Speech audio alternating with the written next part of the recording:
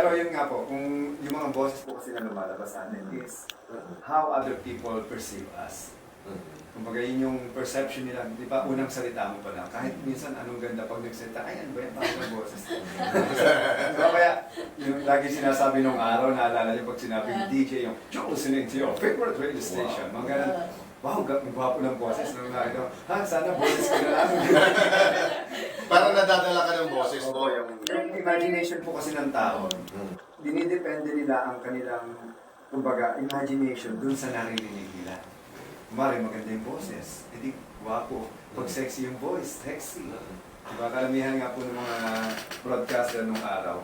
Kaya ang biro nung, kaya pala nasa radyo siya. Oo. Kaya natititalibays na kayo ng mga radyo. Pero what's the, ano ba talaga, what's the proper way of Yun, using yung tanong mo voice? kanina. What's really the proper May technique ba para ang boss mo lumabas ng hindi naman sobrang ganda na pang broadcaster o announcer? Let's say nasanay.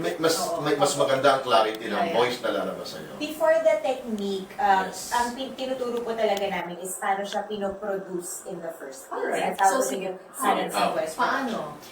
The first thing that we need to understand is yung posture po natin, yung katawan natin. Okay. How we sit, how we stand, it affects the voice. Kasi ang boses po natin, lumalabas po yan sa tinatawag nating mga resonators or cavities. Yung throat, yung mouth, syempre yung diaphragm, ganyan.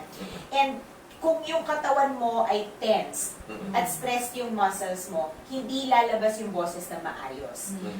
And especially po sa lifestyle natin ngayon, di ba, lagi tayo nakaharap sa computer, lagi tayo nakaupo, when in fact, yung katawan po natin, we're actually designed to move 10 to 20 kilometers a day.